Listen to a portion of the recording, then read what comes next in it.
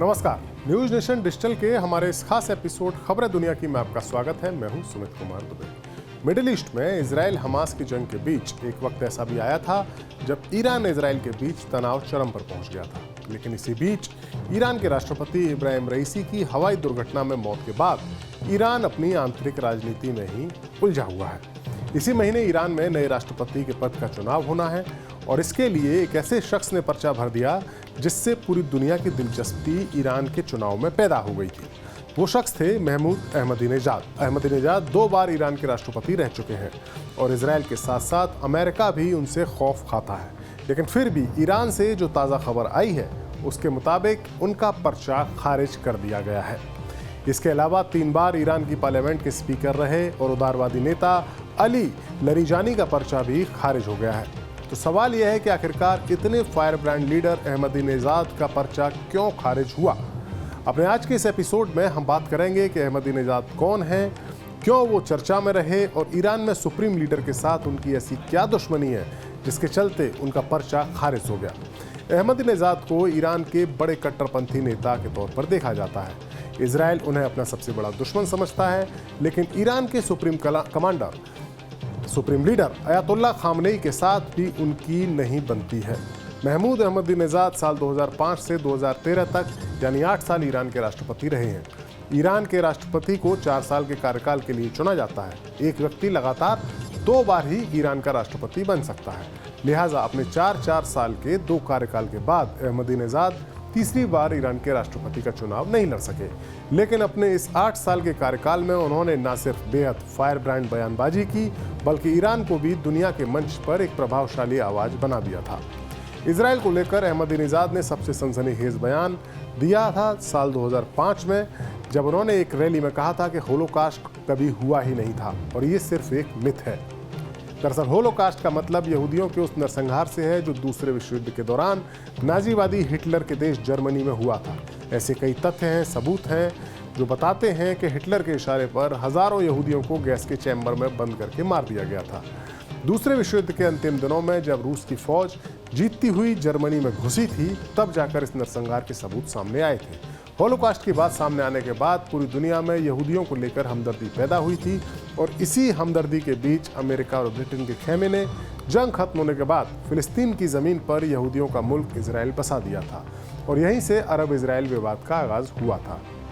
खैर, होलोकास्ट होने पर सवाल उठाकर अहमदीनेजाद ने एक मुल्क के तौर पर इजराइल के अस्तित्व पर सवाल उठाया था, जिससे न सिर्फ इजराइल बल्कि उसके यूरोपीय दोस्त भी नाराज हो गए थे। अहमदीनेजाद तो एक मुल्क के तौर पर इजराइल का नाम भी कभी नहीं लेते थे और वो उसे जायोनी हुकूमत कहा करते थे। यही नहीं, अहमदीनेजाद ने अमेरिका में हुए 9/11 के आतंकी हमले को भी नकारा और उसे अमेरिका की ही साजिश करार दिया था। ये अहमदीनेजाद ही थे जिन्होंने ऐलान किया था कि ईरान के पास परमाणु बम बनाने की क्षमता है और अगर वो चाहे तो इसे बना भी सकता है। अहमदीनेजाद शुरू में तो सुप्रीम लीडर के पसंदीदा हुआ करते थे। साल 2009 में उन्हें जब दोबारा राष्ट्रपति चुना गया तब ये ऐसे आरोप लगे थे कि इस चुनाव में धांधली हुई है और ऐसा भी कहा गया था कि सुप्रीम लीडर के बेटे मुश्तबा ने पर्दे के पीछे रहकर अहमदीनेजाद को दोबारा जीत दिलवाने में अहम भूमिका निभाई थी। अहमदीनेजाद ने ईरान में गरीबों के लिए पक्के घर बनवाने की एक बेहद लोकप्रिय योजना चलाई थी और भी उन्होंने कई ऐसी योजनाएं चलाई थी जिससे ईरान की आवाम के बीच उनकी इमेज काफ़ी अच्छी बनी थी।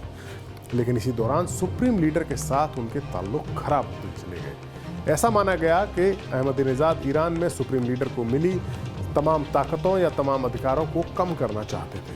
दरअसल ईरान का सिस्टम ही कुछ ऐसा है कि वहाँ सुप्रीम लीडर का पद बेहद अहम है और 1979 की इस्लामिक क्रांति के बाद अभी तक बस 2 ही सुप्रीम लीडर हुए हैं, अयातुल्ला रूहुल्लाह खुमैनी और मौजूदा supreme leader Ayatollah Ali Khamenei. Supreme leader को अयातुल्ला और रहबर जैसे टाइटल भी दिए जाते हैं। ईरान के पावर स्ट्रक्चर में सुप्रीम लीडर की सबसे ज़्यादा ताकत है, सबसे ज़्यादा वो पावरफुल है। ईरान की सरकार और इंस्टीट्यूशंस में शक्तियों का बंटवारा कुछ इस तरीके से है कि सुप्रीम लीडर सबसे ज़्यादा अहम पद हो जाता है। ईरान में सुप्रीम लीडर सबसे ऊपर है और उनके बाद चुने हुए राष्ट्रपति आते हैं। इसके बाद न्यायपालिका, पार्लियामेंट, गार्डियन काउंसिल और आर्म्ड फोर्सेस का नंबर आता है। ईरान में सबसे शक्तिशाली व्यक्ति supreme leader Ayatollah Ali Khamenei है मौजूदा वक्त में, जो 1989 से लेकर अभी तक ईरान के सुप्रीम लीडर हैं। वो स्टेट हेड हैं, कमांडर इन चीफ हैं। उनके पास नेशनल पुलिस और मोरालिटी पुलिस को ऑर्डर देने का अधिकार है।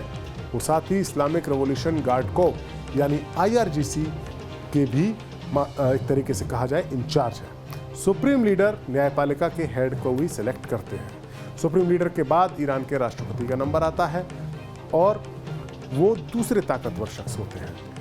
इब्राहिम रईसी की जब मौत हुई थी उस वक्त वो ईरान के राष्ट्रपति थे और सुप्रीम लीडर के बाद दूसरे सबसे पावरफुल शख्स थे।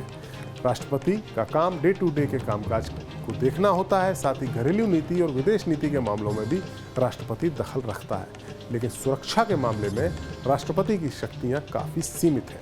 राष्ट्रपति जो आंतरिक मंत्रालय है जिसके अंदर नेशनल पुलिस आती है वो राष्ट्रपति के अंडर में आता है, लेकिन उसके कमांडर को सुप्रीम लीडर ही नियुक्त करते हैं। सुप्रीम लीडर जब कभी भी कोई विरोध प्रदर्शन होता है, जैसा कि ईरान में अक्सर होता आया है, उनसे निपटने के लिए जिस तरीके का ऑर्डर देते हैं उसे फॉलो करना पड़ता है। राष्ट्रपति को उनकी बात माननी पड़ती है। ईरान में सुप्रीम लीडर की ताकत इतनी ज़्यादा है जिसे अहमदीनेजाद कम करना चाहते थे, ऐसा कहा जाता है। लिहाजा खामनेई के साथ उनके रिश्ते बिगड़ते चले गए। साल 2013 में जब 2 बार का कार्यकाल उनका पूरा हुआ 4-4 साल का, तो उन्होंने ब्रेक लिया और उसके बाद नियम के मुताबिक 2017 में अहमदीनेजाद ने दोबारा राष्ट्रपति चुनाव में खड़े होने का मन बनाया। तो उस वक्त सुप्रीम लीडर खामनेई ने उन्हें चुनाव में खड़े होने से रोक दिया। इसके 4 साल बाद यानी 2021 में जब चुनाव हुआ तब भी अहमदीनेजाद ने राष्ट्रपति पद के लिए अपना पर्चा भरा था, तो उसे मौलवियों की गार्डियन काउंसिल ने खारिज कर दिया। इसी काउंसिल पर यानी इस काउंसिल पर भी सुप्रीम लीडर का ही आदेश चलता है। इसी काउंसिल ने इस बार भी उनका राष्ट्रपति पद का पर्चा खारिज किया है। लिहाजा ये माना जाता है कि यह माना जा रहा है कि खामनेई अब अहमदीनेजाद को दोबारा राष्ट्रपति बनते हुए देखना नहीं चाहते हैं। 2021 के चुनाव में ही खामनेई के करीबी इब्राहिम रईसी ईरान के राष्ट्रपति चुने गए थे, लेकिन अब उनकी मौत के बाद ईरान में दोबारा चुनाव हो रहे हैं और अब एक बार फिर से अहमदीनेजाद का पर्चा खारिज होने के बाद ये साफ हो गया है कि ईरान में असली ताकत तो सुप्रीम लीडर के ही पास है और नया राष्ट्रपति भी उनकी मर्जी से ही बनेगा। हमारा ये वीडियो आपको कैसा लगा? कमेंट सेक्शन में जाकर हमें अपनी राय जरूर दें। नमस्कार।